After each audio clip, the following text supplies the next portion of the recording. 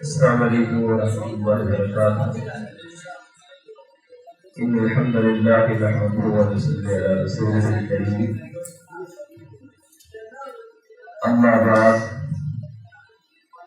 فقال الله تبارك وتعالى في كلامه المحكم: وما ارسلناك الا رحمة للعالمين۔ مولانا ساتھیو گرام اور عزیز طلباء، آج کی یہ جو محفل آپ نے سجائی ہے، جس کا عنوان وہ نبی اور رحمت پانے والا یہ رکھا گیا ہے، بہت ہی اچھا موضوع ہے۔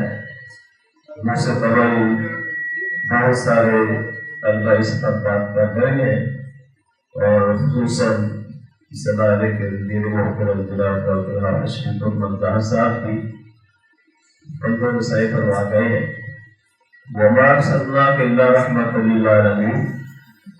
یقیناً آپ تمام جہانوں کے لیے رحمت بنا کر بھیجے گئے ہیں۔ اب ہم آپ علیہ السلام کی سیرت کا مطالعہ کرتے ہیں، حیات طیبہ کو پڑھتے ہیں، تو ہمیں کوئی ایک بھی ایسا واقعہ نہیں ملتا کہ جہاں آپ نے سختی فرمائی ہو۔ آپ کو اگرچہ جسمانی اذیتیں بھی پہنچائی گئی، جسمانی اذیتوں کے ساتھ ساتھ ذہنی اذیتیں بھی پہنچائی گئی، اور یہاں تک کہ آپ اپنے مولود سے طائف میں جاتے ہیں اور وہاں دعوت دیتے ہیں، اور اس دعوت کے نتیجے میں وہ لوگ آپ کے ساتھ کیا سلوک کرتے ہیں، کس قدر ناروا سلوک کرتے ہیں کہ آپ کے جسم اطہر سے خون بہتا ہے، اور آپ خون صاف کرتے جا رہے ہیں اور ساتھ ہی ان کے لیے دعا کر رہے ہیں: اللہم اغفر لقومی فإنہم لا یعلمون۔ کیا کبھی مار کھانے والا بھی کسی کے لیے دعا کرتا ہے؟ ہم نے تو کبھی ایسا نہیں دیکھا کہ کوئی کسی کو گالی نکالے، کوئی کسی کو مجنون قرار دے، ساحر قرار دے، جادوگر کہے، اور سننے والا ان کے لیے دعائیں کرے۔ اگر اس دنیا میں کوئی ہستی ہے تو وہ رحمت للعالمین نبی کائنات محمد رسول اللہ صلی اللہ علیہ وسلم کی ہستی ہے۔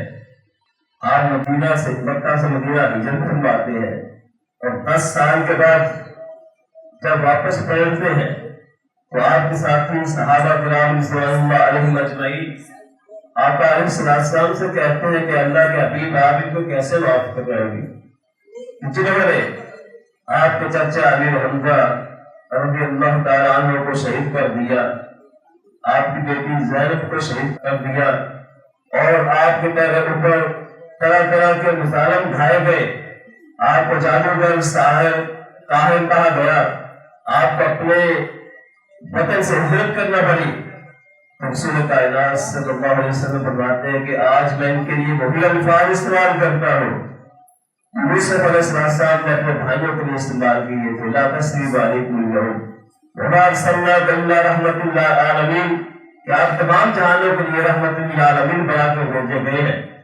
اور اس سے بڑی بھی رحمت کی کوئی مثال ہو سکتی ہے کہ آپ نے تقریباً 28 کے قریب غزوات میں حصہ لیا۔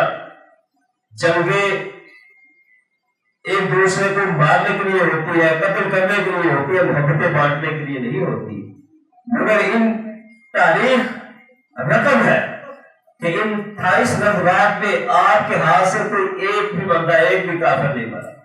اسے کہتے ہیں رحمت للعالمین۔ میرے عزیز طلبہ، نبی کائنات صلی اللہ علیہ وسلم کی سیرت سے ہمیں یہ سیکھنا چاہیے کہ ہمیں سختی درستی کے بجائے نرمی اختیار کرنی چاہیے۔ اللہ رب العزت نے فرمایا: فَبِمَا رَحْمَةٍ مِّنَ اللَّهِ لِنتَ لَهُمْ وَلَوْ كُنتَ فَظًّا غَلِيظَ الْقَلْبِ لَانفَضُّوا مِنْ حَوْلِكَ فَاعْفُ عَنْهُمْ وَاسْتَغْفِرْ لَهُمْ۔ اگر کوئی زیادتی کرتا ہے تو اس زیادتی کے بدلے میں آپ کی اس پر زیادتی نہ کریں، فَاعْفُ عَنْهُ، اس کو معاف کر دیں، درگزر کریں۔ معافی والے عمل اتنا اللہ رب العزت کو پسند ہے جس کی حد نہیں ہے۔ رسول کائنات صلی اللہ علیہ وسلم کی زندگی نہ صرف اپنوں کے لیے رحمت تھی بلکہ بیماریوں کے لیے دشمنوں کے لیے بھی رحمت تھی، نہ صرف انسانوں کے لیے رحمت تھی بلکہ آپ کی زندگی جانوروں کے لیے بھی، پرندوں کے لیے بھی رحمت تھی۔ ہمیں آپ علیہ السلام کی سیرت سے یہ رحمت کا بات بھی سیکھنا چاہیے اور اپنی زندگیوں کو اس کے مطابق ڈھالنے کی کوشش بھی کرنی چاہیے۔ اللہ رب العزت سے دعا ہے کہ اللہ رب العزت ہمیں آپ علیہ السلام کی سیرت کے جتنے بھی پہلو ہیں زندگی میں جو زندگی گزار رہے ہیں ہر پہلو پر عمل کرنے کی توفیق عطا فرمائے۔ السلام علیکم۔